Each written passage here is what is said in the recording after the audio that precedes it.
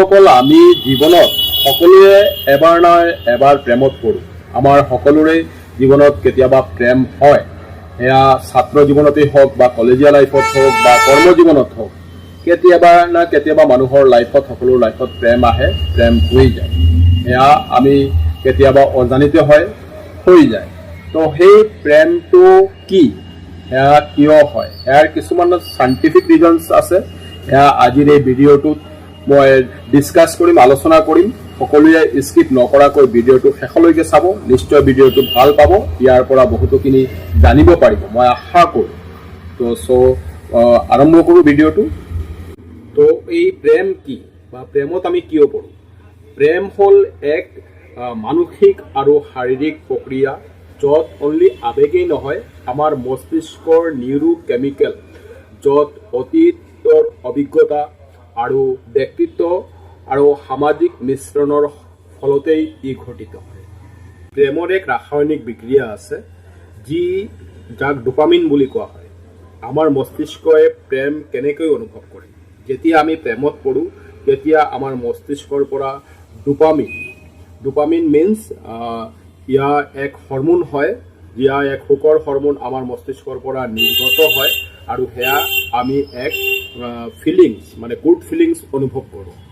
Particularly আমি নিৰ্দিষ্ট এজনক কিয় ভাল পাওঁ, তাৰ কেইটামান ৰিজনছ আছে।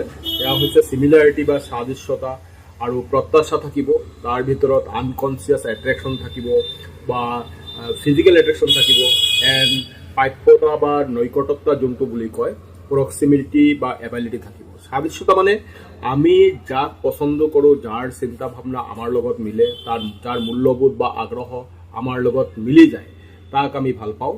প্ৰত্যাশা মানে আনকনচিয়াছ এট্ৰেকশ্যন, আমাৰ মাজত আমাৰ গঢ়ি উঠাৰ যোনটো শৈশৱৰ পৰা আমাৰ অভিজ্ঞতা থাকে বা মা দেউতাকৰ আচৰণে আমাৰ প্ৰেমৰ কৰাৰ ধৰণৰ ক্ষেত্ৰত বহুতখিনি প্ৰভাৱিত কৰে।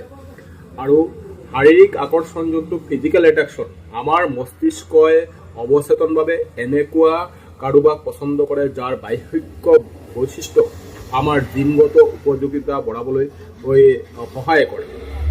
তাৰপিছত প্ৰাপ্যতা বা নিকটতা, প্ৰক্সিমিটি বা এবিলিটি, আমি যিজনক ভাল পাওঁ বা যিসকল মানুহে নিত্য নৈমিত্য আমাৰ জীৱনখনৰ লগত ওতঃপ্ৰোতভাৱে জড়িত বা নিয়মিত আমাৰ যাৰ উপস্থিতি আমাৰ লগত থাকে, তাৰ প্ৰতি আমি এটা সময়ত গৈ আমাৰ এটা আৱেগ তৈৰি হয়, আৰু তাৰ লগত ভাল পোৱাৰ সম্পৰ্কটো বেছি গঢ়ি উঠাৰ সম্ভাৱনা থাকে। কি অনলি আৱেগেই নহয়, এয়া মানসিক প্ৰয়োজন। প্ৰেম শুধু আৱেগ নহয়, এয়া আমাৰ মানসিক আৰু সামাজিককে পূৰণ কৰে। আমি প্ৰেমত পৰোঁ, এয়া আমাক নিৰাপত্তাৰ অনুভূতি দিয়ে, এয়া আমাক আত্মবিশ্বাস বঢ়ায়, আমাৰ জীৱনক অৰ্থবহ কৰি তোলে, এয়া আমাৰ জীৱনৰ একাকিত্ব দূৰ কৰে, মানসিক স্বাস্থ্যৰ বিকাশ ঘটায়, মানসিক স্বাস্থ্যৰ উন্নতি ঘটায়। তেন্তে এটা কথা, প্ৰেম কি চিৰস্থায়ী? চাইকলজিয়ে কয় প্ৰেমৰ তিনিটা ধাপ আছে। এটা হৈছে ইনফাক্সুৱেশ্যন, প্ৰথম আকৰ্ষণ, উত্তেজনা আৰু আৱেগৰ সময়। এটাচমেণ্ট মানে ঘনিষ্ঠতা, বুজাপৰা, নিৰ্ভৰতা আৰু সম্পৰ্কৰ গভীৰতা বাঢ়ি উঠে।